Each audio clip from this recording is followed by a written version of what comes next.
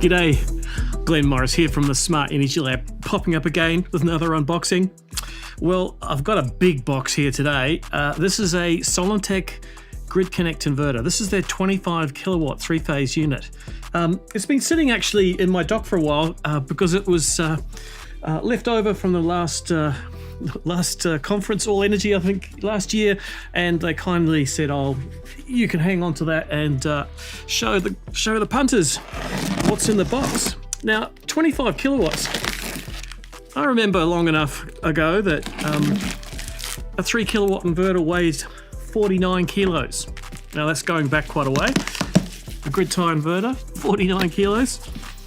This is a 25 kilowatt inverter, and looking at the data sheet for it, it weighs 24 kilos. So, wow, nearly 10 times the power and half the weight. We've come a long way with efficiency. In fact, the efficiency of this unit, maximum efficiency is 98.6%. Oh, that's insane. Euro efficiency is 98.2. I feel sorry for all those engineers trying to get the efficiency up because they're running out of room. They've only got just a bit over 1% to go now. So what have we got in the box? Presumably a mounting bracket. Wow, it's kind of tiny. And I bet that's a security attachment on the side there. So, little mounting bracket and some high density foam. Ooh. And a little box. Let's put that aside. High density foam. Oh. And there it is. There's the inverter. Now, I'll get all the little boxes out first.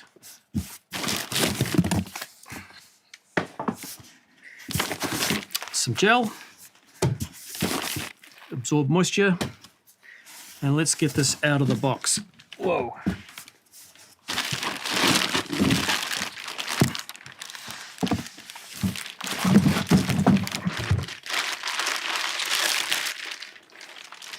Now this was a display unit at a conference, so it's got a lot of branding on it. There we go. So let's get back into it. What are our special numbers on here? Now, as you can probably see around the front here, we've got all our connections. And let me just spin it around. So we've got a integrated DC isolator, which is always a good thing to have. It really reduces cost significantly. And let's have a look there. There we go. So we've got an integrated DC isolator that if it's lockable in the off position, this doesn't look like it's lockable, but that's often a localized variant. So they put a locking switch on it. That can be used as the DC isolator in Australia if it complies with our requirements of lockable in the off position, marked on and off, and load breaking. Frankly, it's a whole lot better than putting another box with a questionable device that you may or may not have correctly rated right next to it to do the same thing. Now this is the larger unit. The 25 kilowatt unit has 3 MPPT inputs. Each of the smaller inputs are 20 amp short circuit current rated, 16 amp operating current for those two. So that's 2 MPPTs. The third MPPT is actually capable of having 2 parallel strings, 40 amps of short circuit current, and double that in terms of operating current. So the operating current is 30 amps.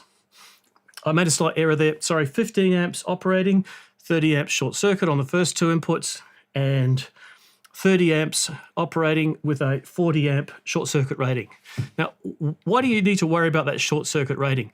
So in Australia, we require, under 5033, our PV array standard, that you allow a 1.25 times safety margin on top of the PV array's short circuit current rating. So if you use that as a reciprocal of 1.25 times, you multiply your short circuit rating of the input by 0.8, and that'll bring you down to 16 amps. So the maximum short circuit rating of a panel that can be connected to this is 16 amps. Now, the smaller inputs are rated to 20 amps each for short circuit and operating 15. The other ports we have on this unit is a COM port, no doubt for devices such as DRM, and we've got a dongle, I suspect. Now, just about every inverter these days comes with a dongle. Let me just turn this around. There we go. So, a dongle. There it is. All right. Wow, that's an interesting one. What have we got there? Oh, this is an Ethernet dongle. Now, quite often the dongles can be Wi-Fi, sometimes 4G. In this case, it's got a RJ45 port on the end of it. So that means we can connect this to a wired Ethernet somewhere around here. Don't know if I can even feel it, but yeah, it'll be tucked in behind here. If I can undo it. There we go. Look at that. So there's our dongle. I think I've got that right. And it's got a locking screw to lock it on. Okay, so that's the dongle for communication.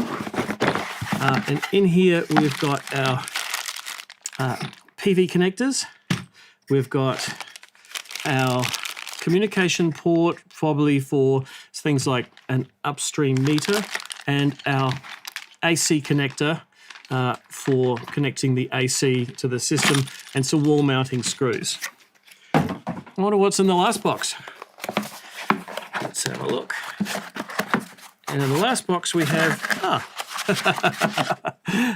another dongle. This is the Wi-Fi dongle. So wired dongle or Wi-Fi, you can choose. That's pretty cool. So now I've got it unboxed. Let's just talk a bit about the feature set of this unit. That's a little bracket at the back there. Let's have a look how that goes on.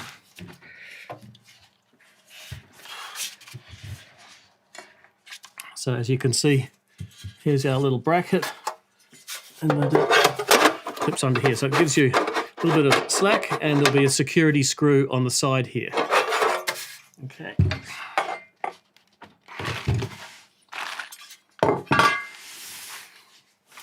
Wow. Now, running through the specs, as I said before, this is the 25 kilowatt unit, and it's got a very low startup voltage of 180 volts. So pretty much first thing in the morning, this thing will be up and running. It will have a maximum DC input of 1100 volts and a ideal or most efficient rated point, which they call the rated DC input, of 620. Often that's kind of like your target for VMP under operating conditions. The operating range, 160 to 950, that's the kind of MPPT tracking range, so very broad, and 3 MPPTs, as I said, 2 singles and a double input MPPT. The maximum rated power is 25 kilowatts or 25 kVA, and we've got a very high maximum efficiency of 98.6. Now, there's a whole bunch of protection built into inverters these days. Once upon a time, you did the wrong thing, you blew it up. These days, they try to make them as idiot-proof as possible. And so we're looking at things like DC reverse polarity protection is integrated. So if you somehow wire your array the wrong way around, it's not going to blow it up. Also, insulation protection, surge protection, over temperature protection, residue current protection, islanding protection. So if the grid fails or the frequency rises too high or too low, it disconnects. Both AC over voltage, overload, and short circuit protection. Geez, I don't know what I can do to this thing to damage it, apart from drop it off a cliff or something. It's pretty indestructible. It does have a small fan. This large unit has a small fan. I noticed that the smaller ones are naturally convected, but once you get up to over about, I think what is it now? Over the 10 kilowatt unit, they have a small fan. And it's got a display. Now, the display is pretty simple. It's just got a little single bar in the front here, which is kind of pulses, and it sort of gives you information about whether it's generating. It's got a little LED backlit symbol of a power pole, which tells you whether the grid's available or not. And there's a comms link light as well. Is it communicating with an upstream meter? It also has an OLED display, and you can actually program it from the button on the front. Now, There's a whole range of opinions. Should you have a screen? Should you not have a screen? If the argument is screens can fail, particularly if they're in direct sunlight and you can't use them anymore. Or if you don't have a screen, you've got to rely on an app on your phone to do everything. Well, this kind of gives you the best of both worlds. It has a screen. It's very small, but that button, it's a real button, by the way, it goes click, click. It can be used to program the unit, a combination of short and long pushes. So you can program it from the front, you can program it from an app, and it will give you some very basic information on that little OLED display. So I suspect, being so small, it's probably quite well shaded in there anyway and will last a long time. So there you go, the Solentech 25 kilowatt grid tie inverter. Now, I'm pretty excited by Solentech. I've actually been to their factory in China, learned a lot about what they've done. Their R&D department is like almost half their staff. They're really into R&D. And this is their grid tie inverter, but their hybrid inverters, which I'll be doing a video on soon. I've recently installed one here at the Smart Energy Lab, are really impressive. They do some massive hybrid inverters for C&I applications. So that's something to look forward to. Anyway, thanks for watching. Check it.